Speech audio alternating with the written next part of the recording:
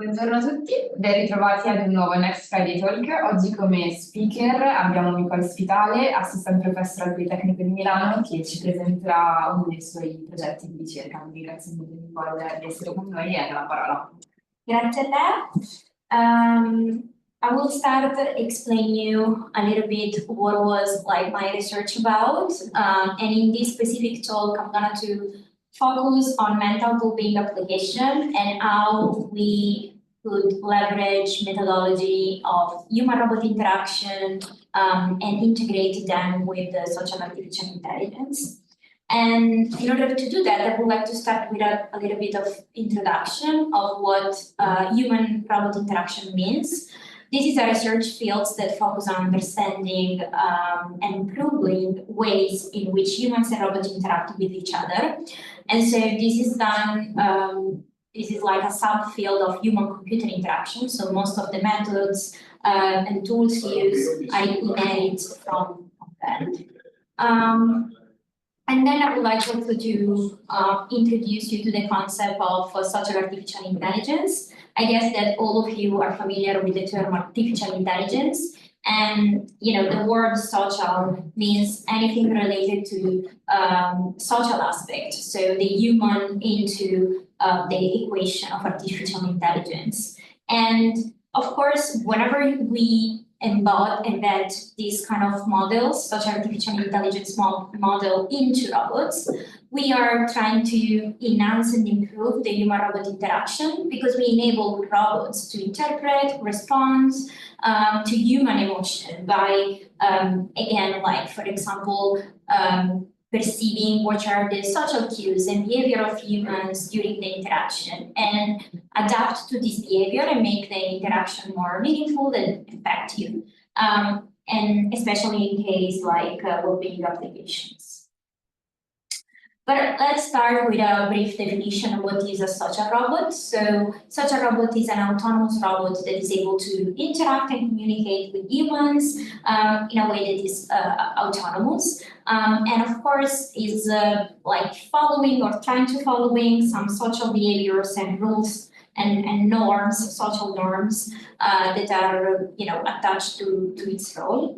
So in this slide, you can see three different pictures where such a robot has been used. The left-hand side picture is about a robot that is named QT robot that is helping children with autism in improving their relational and communication skills. At the center, we have a picture of a child interacting with the Pepper robot. In this particular case, that study was focusing on using Pepper to like for educational purposes, so trying to improve the mathematical skills of the child. And in the right-hand side picture, you can see a robot interacting with an elderly person. And the idea is that usually these robots are adopted anytime that elderly people are suffering from loneliness or any other condition that they can experience during that age. But an important question could be, but why robots? So why we want to introduce and use robots in this kind of interaction, not just like an app. So it's important to just like ground this motivation beyond our cognition. So robots can be considered as social creatures, because as humans, we tend to perceive them as social, and so we make assumptions regarding their agency, their goal, their intention, their emotion, their empathy. But it's also important that anytime that some of the robot behavior can cause some negative feelings in humans when interacting with them.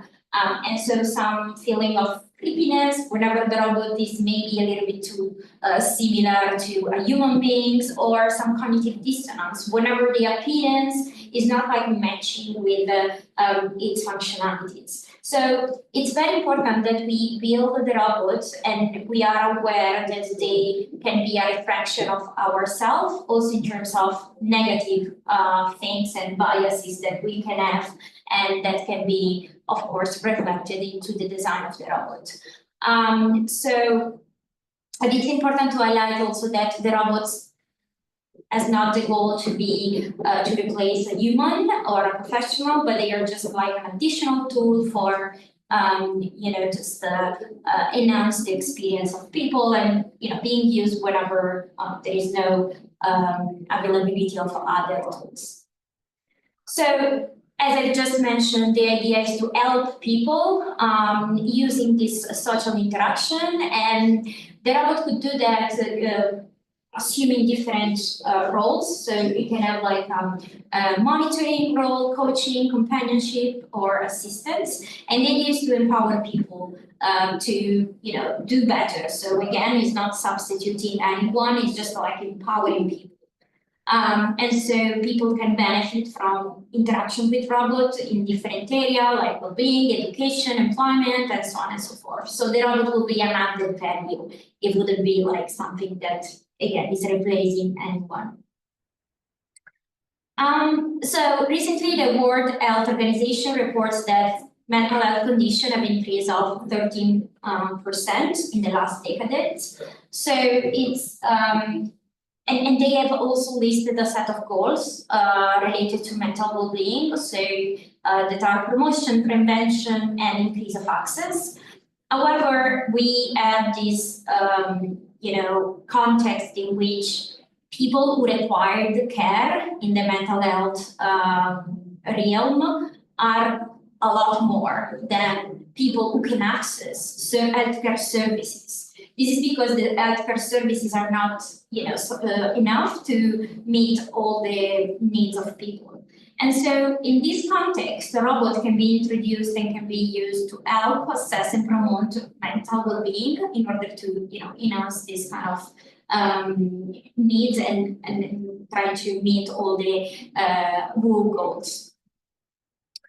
And in order to do that, it's important also to just have a brief overview of which are the different well-being coaching techniques that are available.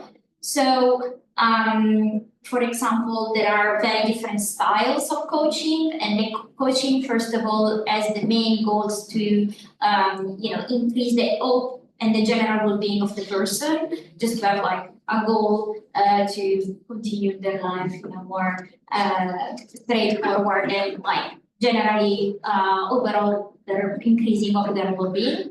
And there are different styles of coaching, as I mentioned before. Cognitive behavioral therapy, positive psychology, mindfulness, and so on and so forth. For the sake of this presentation, I'm going to dig a little bit more into the positive psychology technique for those who are not familiar with that.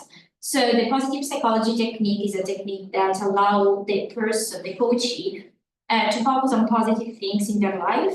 And so basically, the idea is that as human beings, we tend to focus always on the negative side of things. But with this kind of practice and exercise, the coach is kind of guiding and driving the coaches towards like a positive attitude of their related to their life.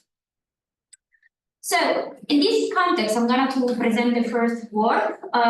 This work was done in collaboration with the Department of Psychiatry of the University of Cambridge. Actually, before starting digging into this study, I would like to have a brief, preface of that. So I'm going to present a series of work related to purely HRI. So they are like a user study in which we involve the user interacting with the robot for a specific purpose. The second half of the presentation will focus on works related to social artificial intelligence. So how we use those models to, understand and interpret human emotion or human behavior in general.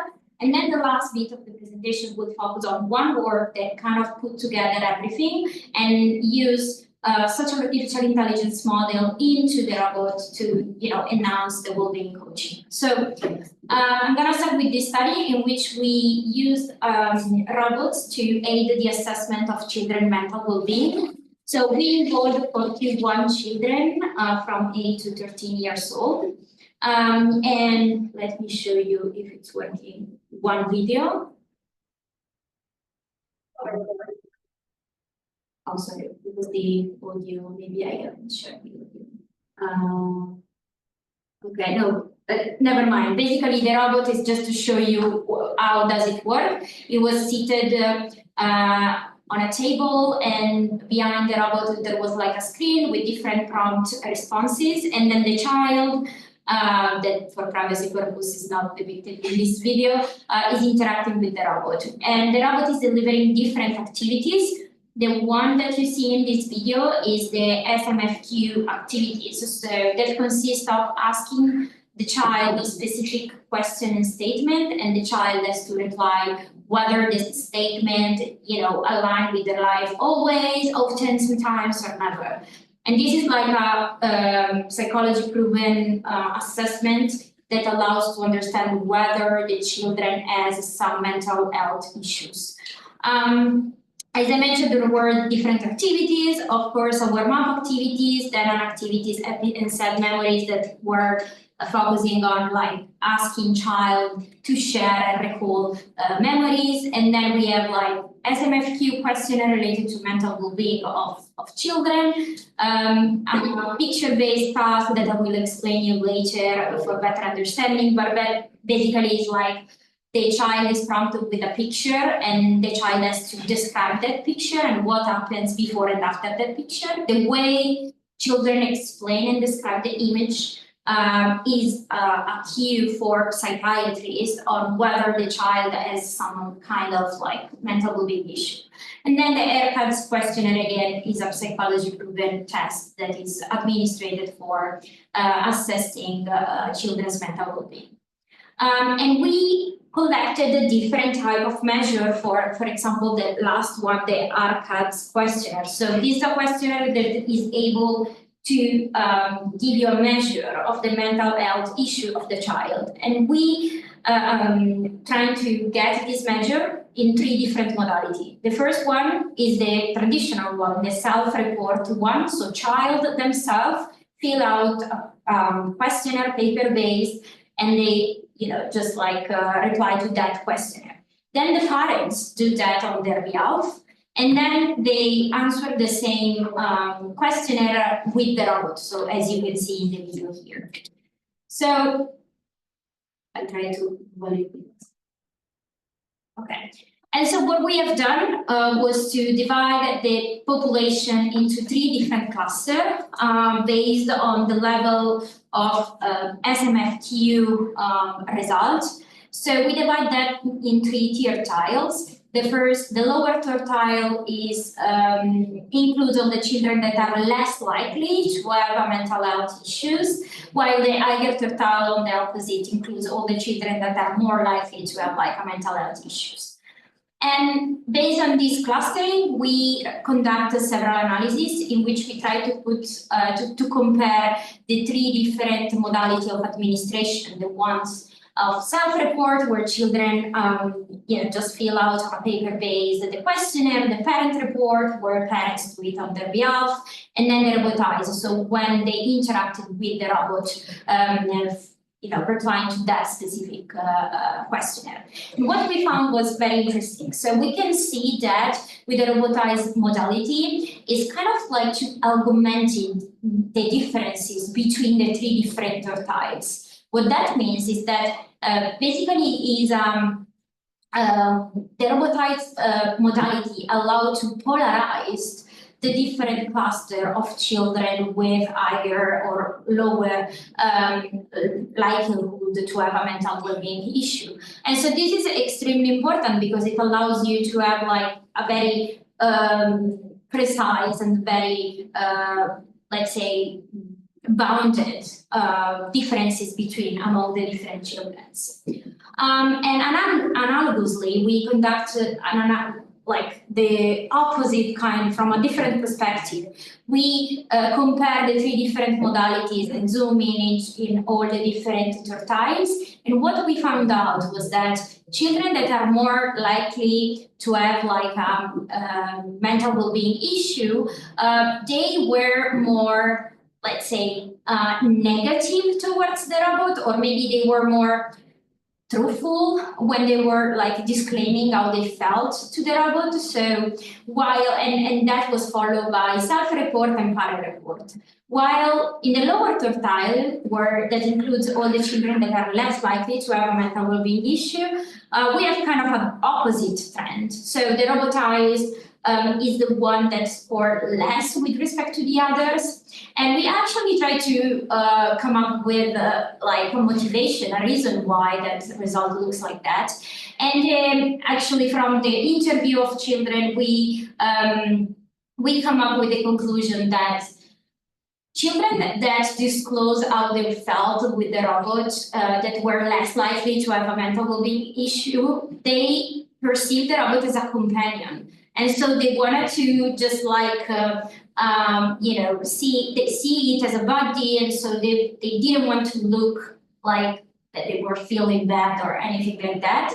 While children that were belonging to the higher tertile, so they were more likely to have mental well-being issue, they perceived the robot as like something that was not judging them, and so like confident kind of tool or whatever, and so they felt more free to share how they truly felt in that moment. So the conclusion, main takeaways from this study, we found out that the robotized mode allows us to have a more distinct differences among the well-being anomalies. So this is a very interesting result, because it means that maybe robots can be used as a tool to aid the assessment of children's mental well-being. I'm going to move forward, and now you can see this follow-up study that is focusing on model on social artificial intelligence. So what we have done was all the sessions with all the children were recorded, and we decided to focus on the task related to the picture task. So as I mentioned before, that study, that specific task focused on asking the child to describe the image that you can see in the back. They are very creepy images, and the children were asked to describe the current image, what happened before, and what happened next. And what we have done was to record with a camera that you can see here behind the robot, the face, and of course, what the children said. And we cluster, again, the participants this time into lower and higher, just a cluster. So to have like a binary classification problem. Because we weren't sure whether the middle cluster could have been detected, because it was like really in the middle of the two. And in order to do that, we of course use the median of the SMFQ questionnaire. And what we have done was to basically extract all the feature from what the children said and how a specialist said that. And we train a different model with different cross-validation technique to predict the mental well-being of the children, like just into higher or lower. And then we transcribe all the audio data into text, and we conduct a sentiment analysis of it. So we built this model to predict, and here you can see all the results. We explore very different basic machine learning model, but the results were quite, nice, and they suggested. Let's see if I have the picture of it. No, they suggested that actually there were differences also with respect to the picture that they were looking at. So some specific picture eliciting children more polarized sentiment. So that was, for example, a lot more negative than other picture. And this allows us to have a more accurate prediction of whether that child was, as a higher or lower mental well-being. So This result suggests that also the use of picture is extremely important to, have a more accurate prediction of whether the child can have this kind of problem or not. And so we found out, the main takeaways were that the speech feature could be reliable indicators, but they may not be sufficient for accurate and precise prediction. In fact, you can see from this plot there was like some, outlier, there was a bit of variability into the data. And that maybe because, to address and to tackle with this challenge of variability, some personalized modeling might be more suitable for this specific prediction task. And so now we are following back again into the HRI study. So this study was conducted into a workplace, Cambridge Consultants Tech in the UK, where we placed for 4 weeks 2 different robots into a meeting room. And half of the participants interacted with one robot and the other half with the other robot. The robot was delivering positive psychology exercises over 4 weeks. That is the practice that I mentioned at the beginning of the presentation. And basically the robot at every session of the week was deliver a different exercise. One of them could be like the gratitude exercise, where the robot was asking, oh, what have you been grateful for during the last week? And then basically the idea was that the person was disclosing and sharing whatever they were grateful for. And the interaction lasted around 10 minutes. Again, we collected different measures, questionnaire, interviews, of course, recordings. And yeah, so these are all the measures we collected. And then we also organized a focus group at the end of the study to better understand, insight from the study and the experience of the participant. And our results were quite interesting. So the form and the shape of the robot really matters. And people perceive the robot more positively in the case of the Misty robot, that is the one that you see on the right-hand side, with respect to the QT robot. So this study was conducted before the LLM things came out. So the natural language processing of this robot was very, very bad.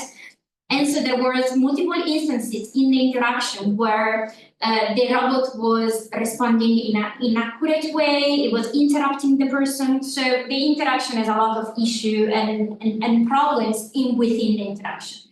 And it looks like that people perceive the Misty robot more positively because it looks like more a toy kind of robot, whether this is more humanoid-like. And so whenever you see a shape, a form, you have a cognitive bias that make you attribute to that specific shape a specific functionalities. So it looks that people who interacted with the QT robot, that was humanoid one, were expecting more from the robot. They were expecting more sophisticated skills with respect to the people who interacted with the Misty robot. They were more forgiven, if you want to say that. And the same results were also reflected in the working alliance measure that basically measured whether they were like some connection between the person and the robot. And so the main takeaways were that actually the form impact the perception of behavior of the robot, and that the form matters. As a follow-up of this study, we actually used the recording to detect the robot failures during the interaction. So, and this is again following to the social artificial intelligence kind of study like work, in which what we have done was to detect failures during the interaction. And in order to do that, we extract a feature from audio and video, and we annotated the data according to these 3 definitions. So we annotated user awkwardness, so anytime the user may look confused or uncomfortable during the interaction. Robot mistakes, every time that, like, in a very objective way, the robot was interrupting the person, not responding, or as like any inappropriate response.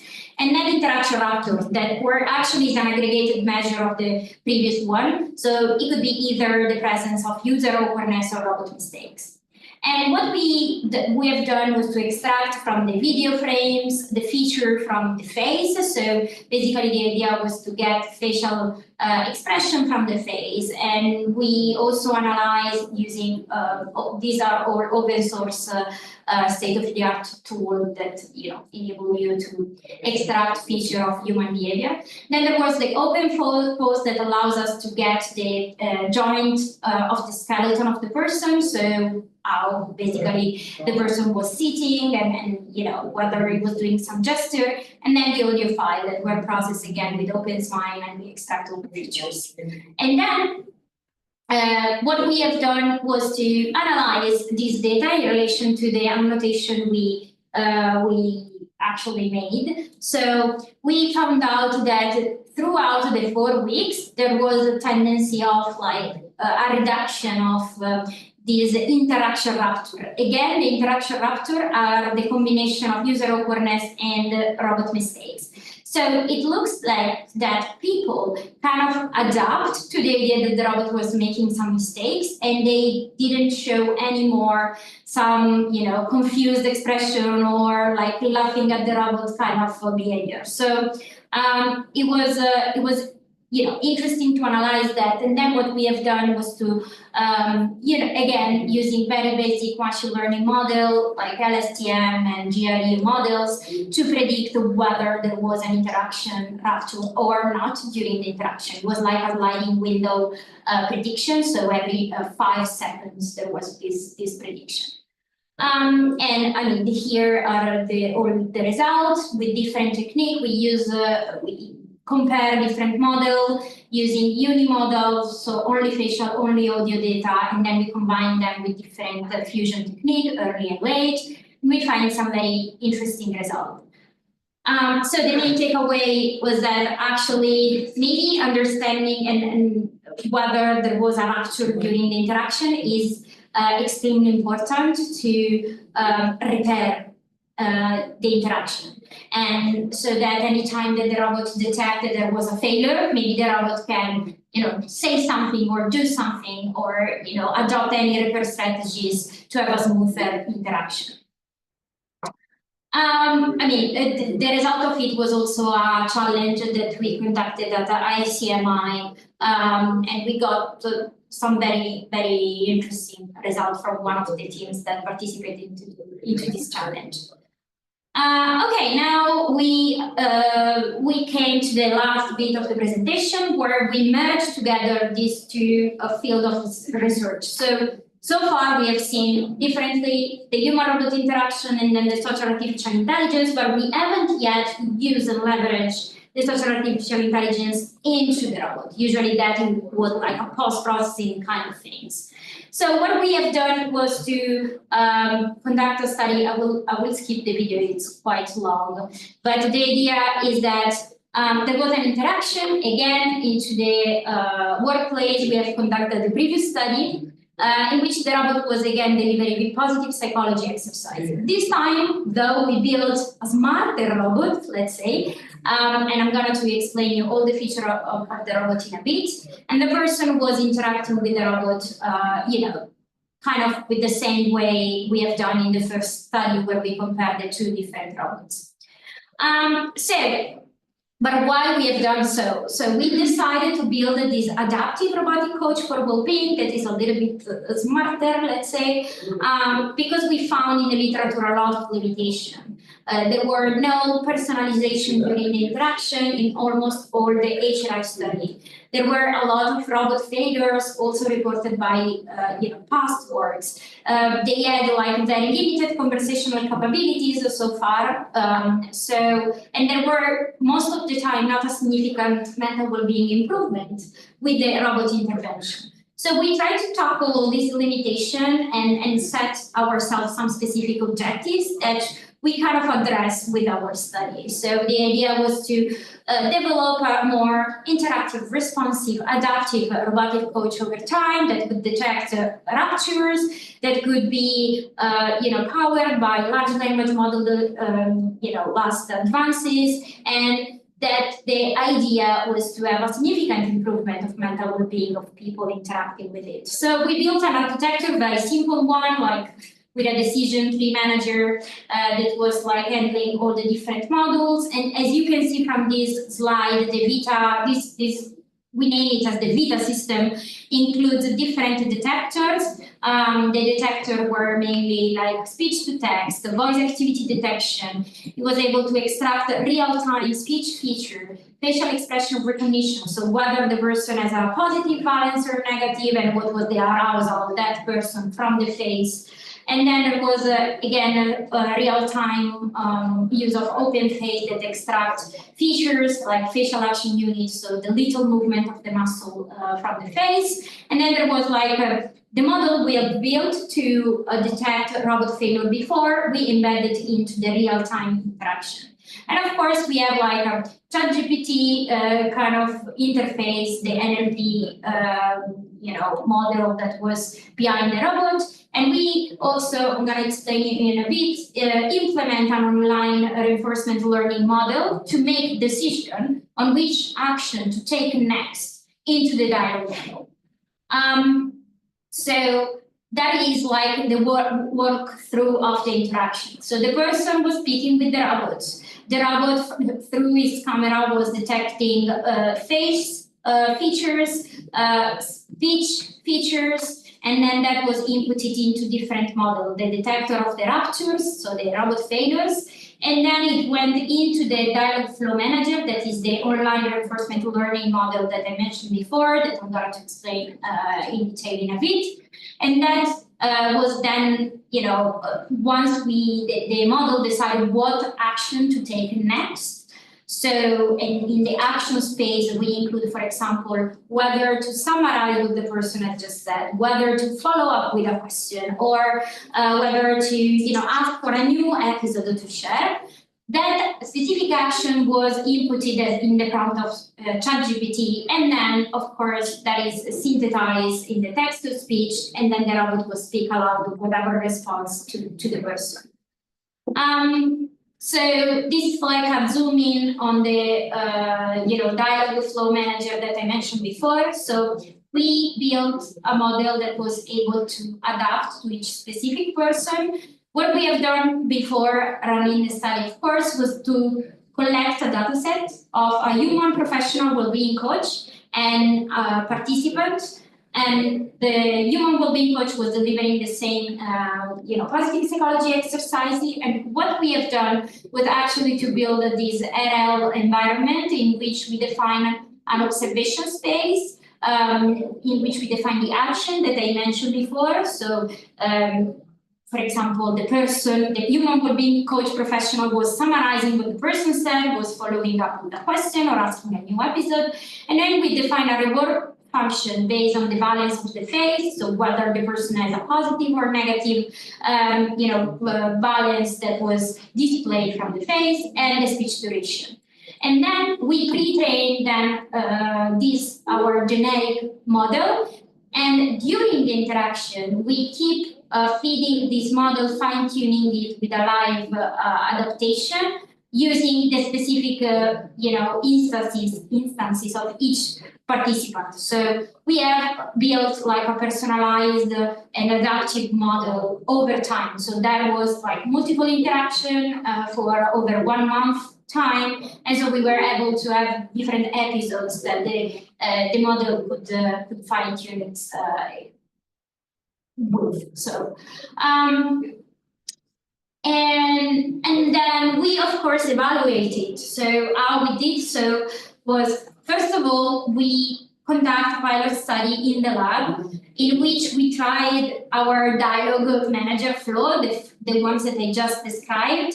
We wanted to understand whether it was worth to have such a complex kind of model for this interaction. So we compared 3 different conditions in which the robot has a pre-scripted interaction with just the pre-trained model without the online adaptation, and then the adaptive RL.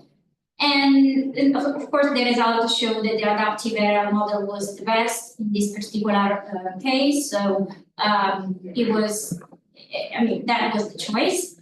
And then finally, we conduct a real-world study in which the robot with all these features was delivering the exercise over 4 weeks with the adaptive model into the workplace. Yes. No, this is it.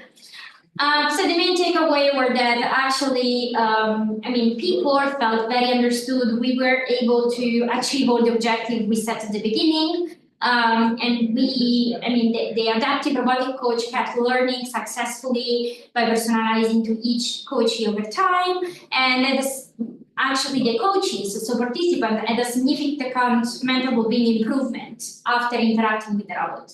If you watch the video, it's very nice to see how person really were conversating as it was like a natural conversation, almost like with a person. So it was like a very smooth and nice feedback that we received from participants.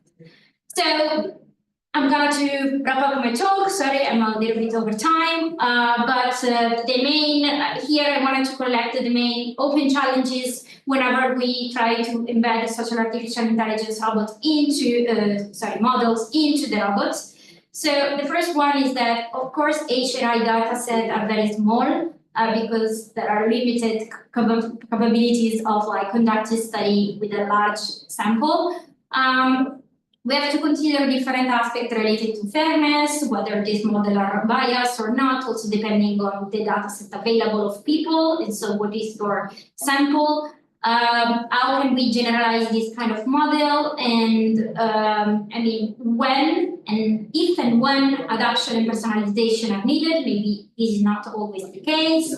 And of course, we have to consider all the ethical concern of using this model into the robot for healthcare application.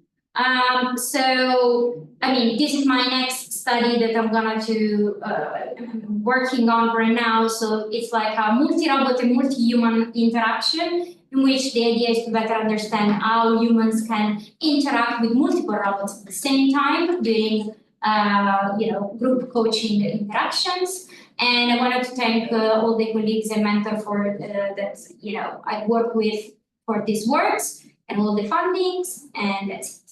Thank you. Io avrei una domanda.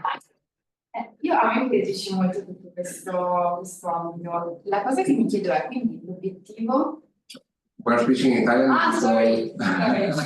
I wasn't here at the very beginning, so I didn't know if we had No. studied Italian and switched to English because of the talk. Yes, okay, sorry, I'm gonna repeat it in English. So I was saying that I'm really fascinated by this whole research line, and the idea is that, I would like to understand whether the idea and the objective is to make the robots more and more human under interaction viewpoint, but at the same time, why do you want robots to be exactly like humans? Because instead we would use humans. Yeah. So that's basically my doubt, and I would like to understand. Yeah, that's a really good question. Actually, the idea is to try to resemble a human kind of coaching practice, but this is just because humans are expecting that.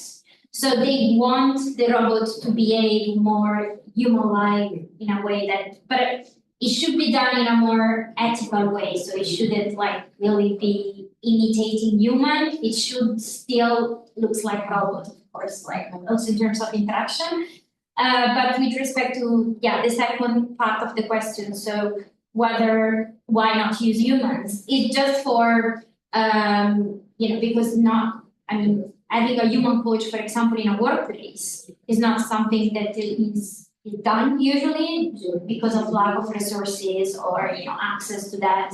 And so having that kind of different tools can help employees in that specific example to still practice and maintain and promote their mental well-being, even if there is no human available. So actually employees were super happy about the study because they were like, oh, I really felt listened to and heard, and I feel that there is a space and time dedicated to myself, and so I love that. Even if it's I'm in a workplace, but I feel like today it would be lovely to have a room whether there is whatever robots or an agent or whatever with which I can do my practice. So that was very appreciated by participants. So, yeah. And do you think that, like, at the beginning we mentioned that you have different results when administering the same questionnaire via robot or via human? So do you think that you can, like, see the same kind of pattern even if the interaction becomes more and more human-like from the robots?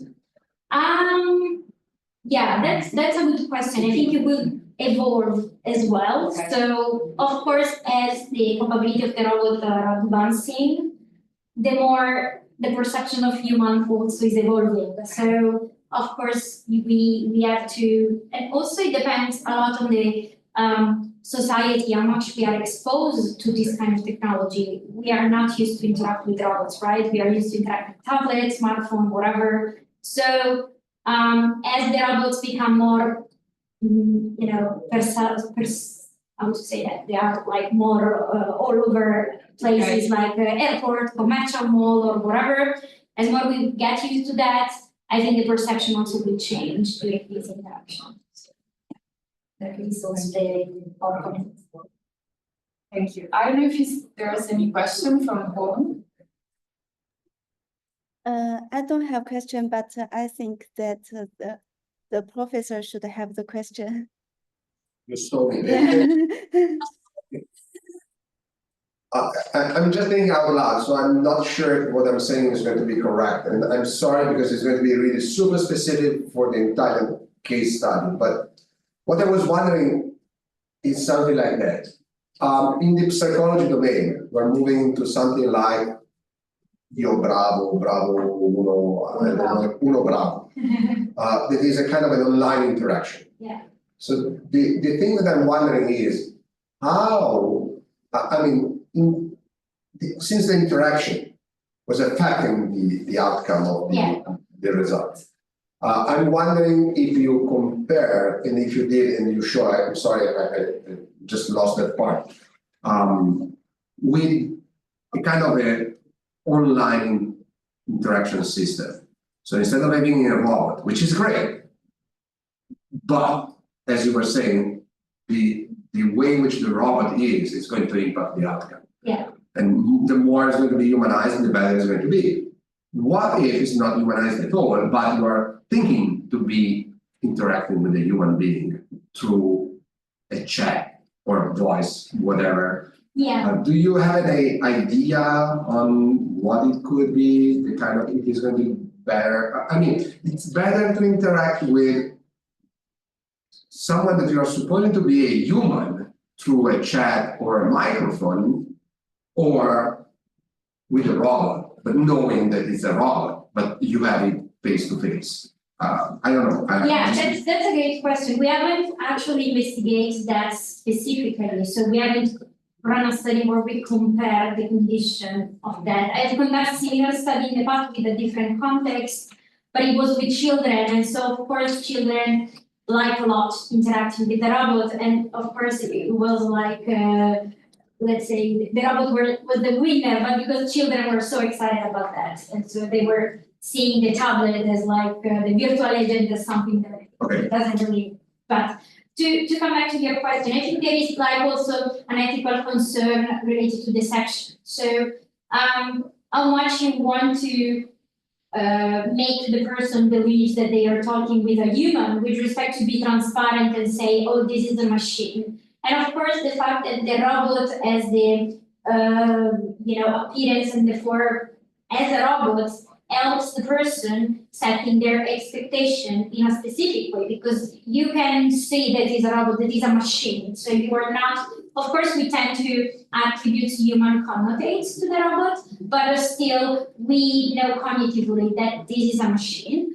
While whenever you are interacting in such, more chat-based, like where you can be deceived to think that there is a person, and it's more likely that you have some negative kind of attachment. I don't know if you know the case of Replica. In the US, basically there is this startup about an agent, an affective agent that was Replica. And that was banned in Italy because these agents were also, let's say, engaged in some very affective relationship with the users. So people believed that the replica agent was their girlfriend. And so, and also the system was, in my opinion, sick because there was like, okay, the replica agent was asking, oh, if you want to see a picture of myself, you should pay. And people were paying to see a picture of a virtual agent. It was like all craziness. And so the fact that we're not able to see like there was a robot or whatever, a machine, kind of, in my opinion, impact a bit more their perception. And so they have this, very unsafe relationship with the agent. So yeah, that's also an interesting point from ethical point of view. I'm done. Well, not really, but the other questions I could not make them while recording. So thank you a lot for having me follow the next Friday talk. So see you to the next one, and thank you, Nicole, really for being here. Thank you. Bye. Thank Thank you. you.